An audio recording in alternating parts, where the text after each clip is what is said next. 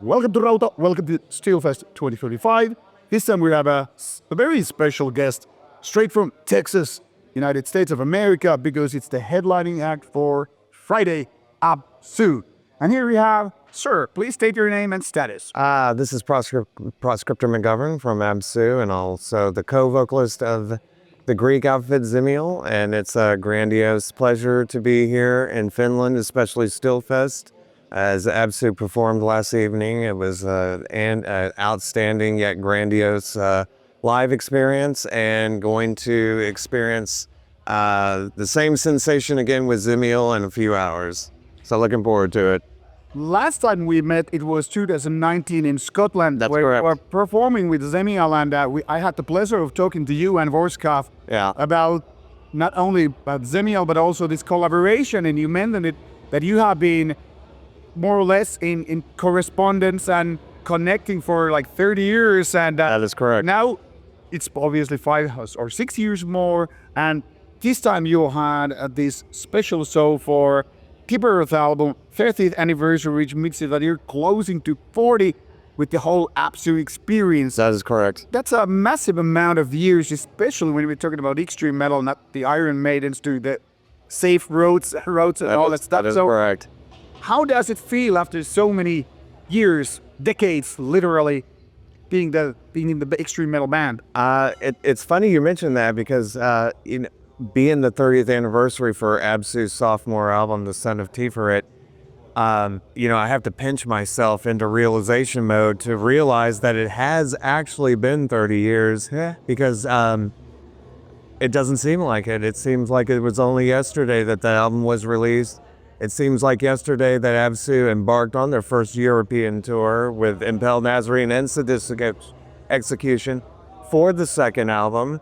And like I said, it just doesn't seem like it's been 3 decades since that album's release. But I thought it would be very important to celebrate the 30th anniversary for the album. And I didn't want to embark on this tour with none other than Vorskov from Zimiel, as well as the other 2 members of Zimiel, to join me with Absu to go on this special excursion celebrating this album.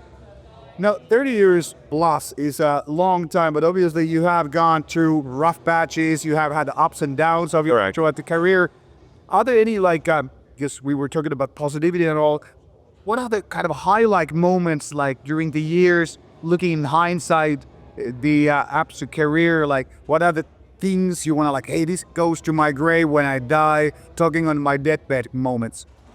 That is a very easy question to answer, and I would have to say the overall discography of Absu. Ever since the beginning of Absu's career, one of especially my main objectives was to not create the same album within this discography, to create a different sounding album within the discography. So I can't say that I have a most preferred album within Absu's discography, nor do I have a least favorite.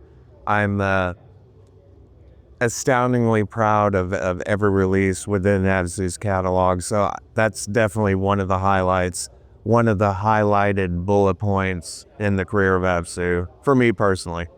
A few years ago, when you were kind of on break, hiatus, or I don't know if it was technically called split up, I went to this whole discography thing. Yes. Going from basically going the worst to best. I know it sounds always bad when you're saying worst, when even the worst albums are actually good, but ranking them, and it was a very interesting to do that. And I didn't even know that you would be back a little bit later. So only is now a little bit obsolete and all that stuff, but it is so fascinating that while all the albums are different, you can really hear the Absu style, Absu sound even, if you will. Maybe with the first album being a little bit different. Yes, that's correct.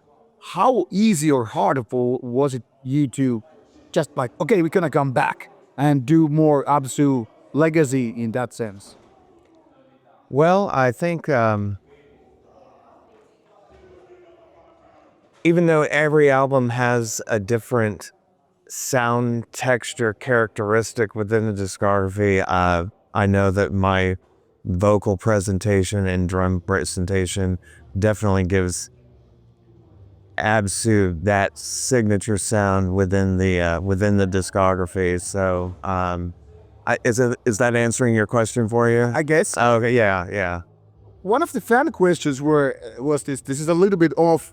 Sure. Was that we had this how do you say audition for Slayer because you being fucking great drummer and technicality. I appreciate and it. really skilled. I'm a big fan of drum pornography, like I like to call when it's like way beyond the typical metal drumming. What was the story like? What gave you like, okay, I could be the perfect drummer because obviously filling Lombardo shoes is not an easy task. But then as a Absu and Slayer fan, I'm like, wow, what this should be real. So, well, I think it's very evident that Slayer's signature sound has rubbed off onto Absu's music. yeah. In some form or fashion. So, in 2002, when Slayer was touring at the time, they were using Dave Lombardo as a session drummer as Paul Bostaph was no longer in the lineup. And I had come to find out that Slayer was holding auditions in only 3 cities in the United States, Dallas, Texas being the 3rd city for the auditions, which was obviously my hometown. So I thought, what do I have to lose? Slayer's an influence. The audition is right next door to me. What a grandiose opportunity to have to audition. So I was given an assignment to film myself playing simultaneously to 12 songs that Kerry King had selected. They were filmed, sent it in to Slayer's management company, and they selected me for the final auditions. And then I was able to select 4 out of the 12 songs to rehearse or to audition with Kerry King. It was supposed to be with the entire band. Make a long story short, it was just me and Kerry King alone. So I selected 4 out of the 12 songs for the audition, and I didn't get the part. So that's the entire story in a nutshell. I guess as an Absu fan, we're kind of like happy. God damn, did he get this? The drumming spot because now we have more Absu coming, and then that's more possible with the Slayer activity and all. But how hard it was like for you to kind of jump off the Absu mindset into a little bit of different band? I mean, because the style is obviously different, but still. Oh, yeah. Well, I think I've presented a lot of leadership in Absu, and let's just say if I were to join a sensational act like Slayer, I knew that I would be controlled. Okay. There would be no leadership, not even 0.1% whatsoever. So I even psychologically went into mode that I would be controlled without any leadership, without any direction. So I was already mentally prepared for that. Okay. Yeah.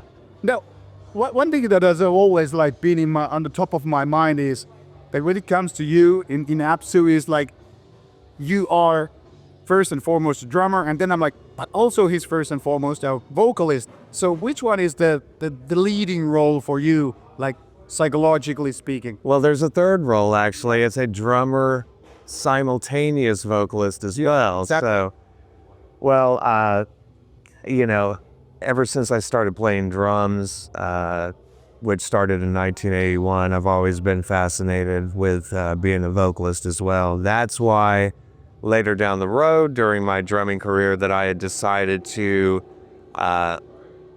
participate in the simultaneous duties of drumming and singing. And now that I am gracefully aging, I have selected to become more of a vocalist versus a drummer. I mean, don't get me wrong, I still have a vast passion in drumming and percussion, but I'm starting to find an immaculate adoration for singing, and I think that's where I belong on stage. Because not only I'm a musician, but a magical entertainer, a thaumaturgist.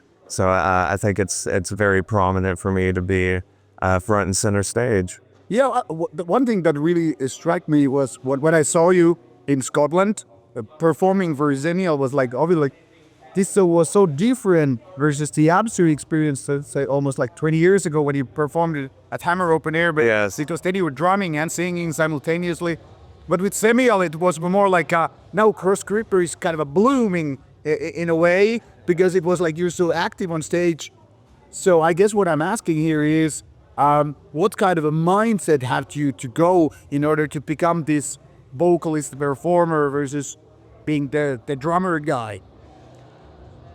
I've always been fascinated with theatrics, stage theatrics. I feel like that as far as my persona and my character, I'm very animated, a very maniacal, psychotic, twisted-minded type of individual.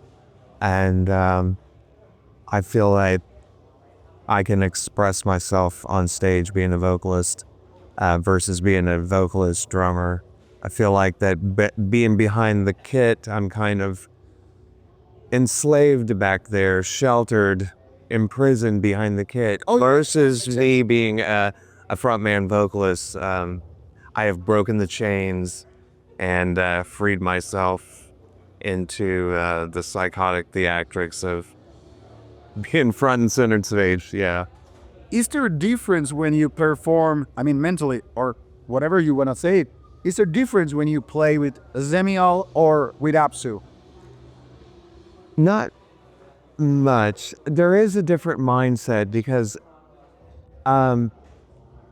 with Absu being the poetic advisor and the author of all the lyrical content, I feel like that I can present myself more into character with Absu versus the lyrical content that I project in a live atmosphere with Zemiel. There are a lot of similarities, but there are some differences because of, I think because of the lyrical content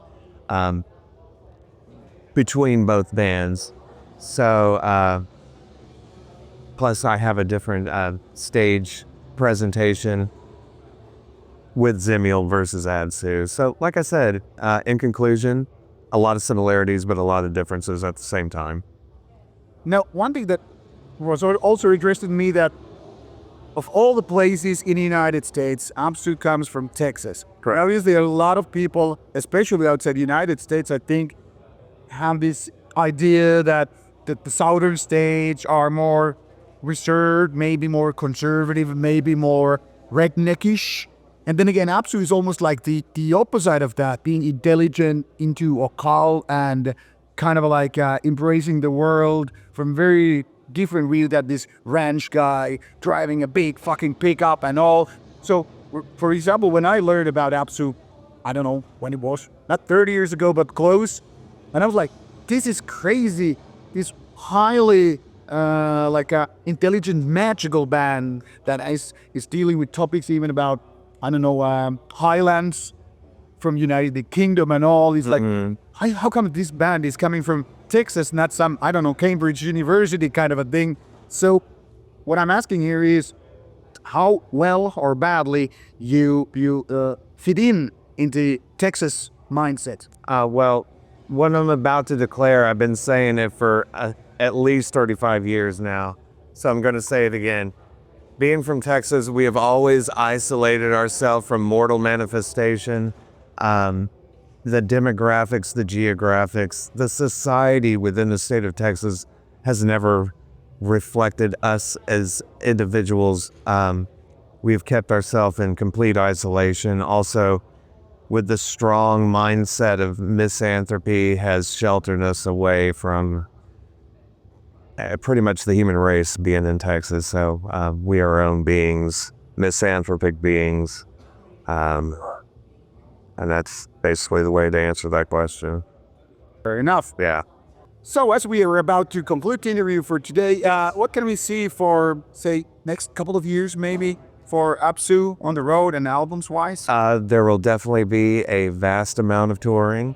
There will definitely be 2 more brand new studio albums under the ABSU moniker. That is guaranteed. So, what I can declare is expect a lot of activity and expect a new horizon, yet an old retrospective horizon of mythological occult metal. Guaranteed. All right. Yes. Thank you so much. Thank you, sir. I greatly appreciate it. Thank you very so much. Thank you. So people out there, when you have the possibility, go to see Absu. It's wild, live, and of course, go for the albums to enjoy the full spectrum of this highly interesting band. And if you're like me, pay attention to the very, very skilled, interesting, highly detailed drumming and everything, and let it consume you. This is Rauta, this is Steelfest, and this is Absu. Off you go, stay metal. Thank you so much. Thank you, man. I greatly appreciate it. Great interview. Thank you. Yeah. And I really, really hope to meet you again. Before you go, let's take a quick photo. This is just when this can stop. So and maybe for me, so just